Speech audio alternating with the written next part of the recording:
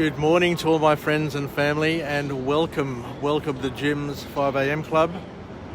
It's going to be another absolute cracker, should I say. Another absolute cracker of a day. It's just beautiful. Look at this, the water's still, the cloud has blown away, and it looks like it's going to be a perfect sunrise this morning. So let's go on a walk and talk, and today I'm going to talk about another awesome topic, another book summary, but it's a book summary on a topic which is really close and dear to my heart. So let's get cracking, let's get into this book, and the book is entitled Why We Love, and it's written by an author named Helen Fisher, who is an authority on the topic. I think she spent 40 years studying love and trying to work out why we love, and she's got some interesting things to talk about. So let's just kick off and go through some of the material in this book and see what we can learn and where it can lead us. One of the quotes from the book from Helen is, falling in love was not a choice, it just struck me. So what Helen talks about in her book is the fact that a lot of the things surrounding love are to do with chemistry. We're wired in a particular way to love, and there are all these different chemicals. There's all these different hormones which are being released at different times, and depending on the amount of these hormones and the timing of these hormones will determine how you experience love in a nutshell. So let's just keep on going around, and sunrise will be around about 6 o'clock this morning, so I need to be at work by 6, so I don't think I'll be able to see the sun rising, but we'll definitely get a view of the glow, that beautiful glow, which in many ways resembles love. So we use that as a metaphor for today's chat. So let's go into the chemical soup and talk a little bit more about the chemicals. So in terms of love, the author talks about 3 chemicals that are responsible for the majority of our love feelings. 3 chemicals, and let's just go through those chemicals. So in terms of chemicals for the love feeling, we've got serotonin, dopamine, and another one called norepinephrine. I've probably pronounced that incorrectly, but let's just go through them, and we'll get a gist of it. So dopamine, we all know what dopamine is. Dopamine is our happy hormone, and it's a happy and a powerful mood changer. Makes you feel good. It controls your attention, motivation, and has an addictive capability. And it's said to be very similar to cocaine. I've never tried cocaine, and I never will. That's one of my rules, but I can imagine what it feels like, given that I've fallen in love, and I am in love. So just to know that at least I've got dopamine. at least I've got dopamine working properly in my body. The other one that the author talks about is serotonin, and serotonin is the hormone that makes you feel restless. You know, when we're young and restless, we've got a bit of serotonin just surging through our bodies, and not only does it make you feel young or makes you feel restless, it's that feeling where you just can't stop thinking about something or someone, So serotonin is that hormone that's in your body that gets you to keep on thinking about the other party. So you get up in the morning and the first thing you think about is the one that you're obsessed with, the one that you love, and throughout the day you're constantly thinking about them. Where are they? What are they doing? What are they thinking about? And that is all caused by a particular hormone, believe it or not, a chemical which causes a reaction in your body, and it's called serotonin. And the third hormone, which is the one which is a little bit tricky to pronounce, norepinephrine, is that hormone which makes you feel thrilled, excited, and constantly on, like that one. Geez. Just describing that makes you feel bloody good. So it's the stuff where you feel butterflies, your heart starts beating in your chest, you feel sleepless, and you lose your appetite. So those three chemicals are responsible for the majority of your love feeling, believe it or not. So it's interesting to know that love is more than just a feeling. It's a chemical response. And as you can see, look at those beautiful clouds, look at the colour of those beautiful clouds. And it's just apt, and it's just beautiful to see these colours of these clouds on this morning, especially this morning where we're talking about chemical reactions and the topic of love.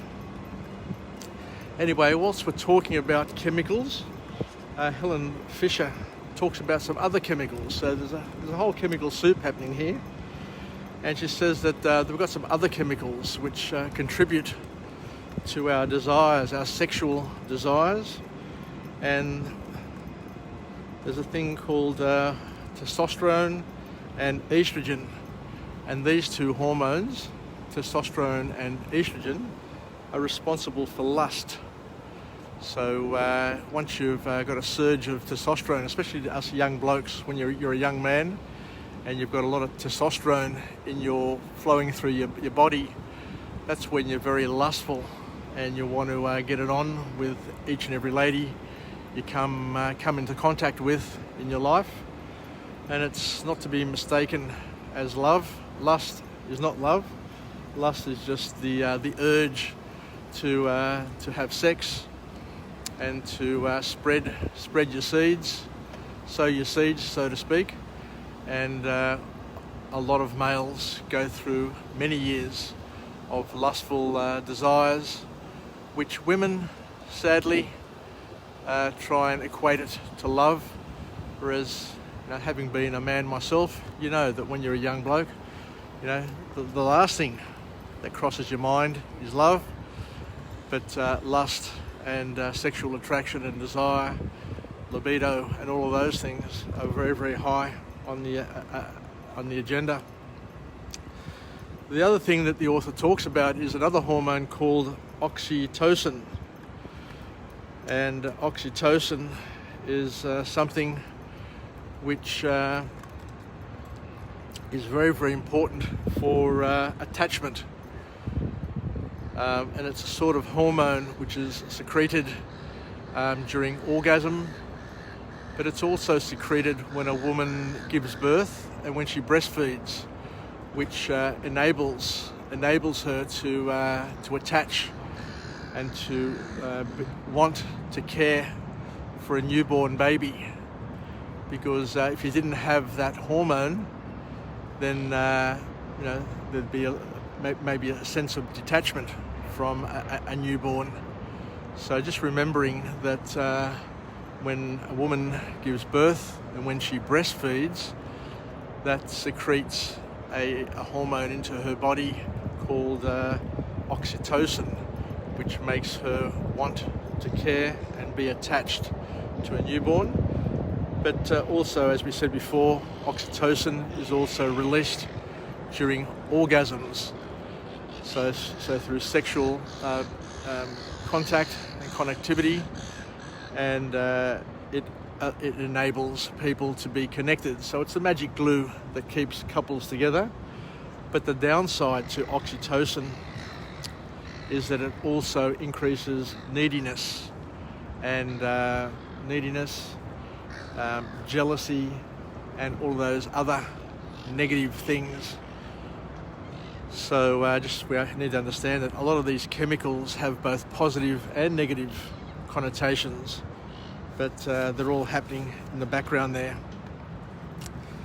So just moving on in terms of this, the science behind love, and the author talks about the fact that we're attracted to three types of people: those who are mysterious, different, and visually symmetric. So let's go through those one by one. So the author talks about the fact that mystery triggers our curiosity, and experiencing something new releases dopamine into our bodies. So once again, it's all about chemicals. So the mysterious person. So if you're able to create mystery about yourself, then you're going to get people interested in you. The other thing is that you need to be different, because the difference is what is attractive to people, because mixing DNA creates healthier and more balanced DNA. So deep down in our bodies and our needs are to mix our DNAs, and that's why we look for differences, people who are different from us, in order to complement and supplement our DNA. And also symmetry is an interesting one. We're looking for people who are symmetric, because symmetry is considered more beautiful. And when you come across symmetry, it seems to release dopamine, the pleasure hormone, believe it or not. So there's a little bit more about what makes us tick from a chemical perspective and love. And the third point that come out of this book is that each and every one of us have our own unique love map, which helps us find our ideal partner. So you know how a lot of people say, I like you, but you're not my type. So this type thing is our unique love map. So we all have, and we all are born with, or we all develop as well, and it gets refined as we get older, a unique set of characteristics, both physical and non-physical, that we find attractive, and that it leads us to the ideal partner and allows us to feel and express love. And the sort of characteristics that drive us are things like eye colour, hairstyle, height, pitch of voice, kindness, motivation, and there's lots of different things. And all of these things make up your love map and the type of person that you're physically, emotionally, and mentally attracted to. The ones that you feel attracted to, the ones that you think are sexy to you. So sexy to you is sexy to maybe different to somebody else's sexy, if you know what I mean. But these love types and your love map gets refined over time and unconsciously guides you, and it makes you aware of your love map. So you just need to be aware. You just need to be, and you just need to understand that we have a thing called the love map, and you need to sit down and just write out and try and identify what your love map is. Who is your ideal partner? What do they look like? What's their eye colour? What's their hairstyle? What's their height, the pitch of their voice, their kindness, motivation? What is it that turns you on in terms of your love map? And the way you get to understand it is by detailing it and writing it down. And as we said, the older you get, the more refined it gets, and the more refined it gets, the harder it is for you to match and to find the person who fits your love map. Hence why it's important to couple up when you're relatively young and to get married while you're relatively young, because if you wait too long, then your love map will get far too complex and you'll be unable to find and match up with the person who is your ideal partner. Anyway, there's one more point that I missed that I just want to touch on. There's another chemical that gets released in this whole love chemical reaction, and it's called vasopressin.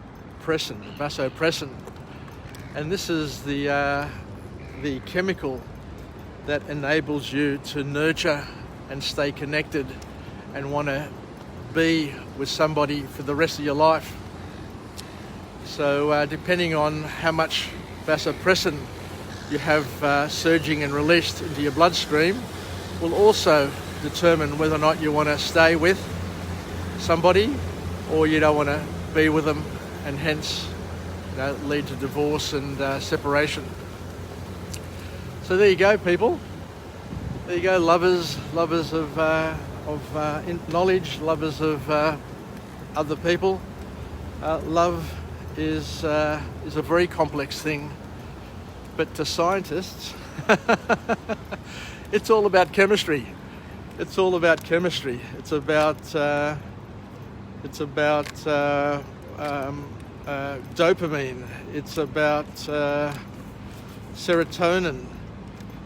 It's about norepinephrine. It's about testosterone, estrogen, oxytocin, vasopressin, and it's a whole litany, a whole grouping of things that happened, and a God's gift to mankind to enable us to fall in love, to achieve love, to receive love, to give love. And it's all based on chemistry, all based on these wonderful, wonderful chemicals that are released into our bodies that make us want to connect and want to stay connected and make us feel good, feel great. But they can also make us jealous, they can also make us needy, and all the other fairly negative things which go with love. So let's finish off with a positive affirmation. I'm alive, I'm well, and I feel absolutely great. I really enjoyed doing this book summary today, and it's one of those topics that I absolutely love. And I'll do some more reading on this book because it's got lots and lots of other things which are really interesting, or at least interest me. And I'll just go through them, and hopefully I can deliver them on another Jim's 5am Club. So thank you very much for joining me. I'm alive, I am well, and I feel absolutely great. And I look forward to chatting to you again tomorrow from a different location with a different message. Wishing you all the best. Have a great day. Sasaka pao. Kiss from Sydney, and we'll chat again. Bye for now.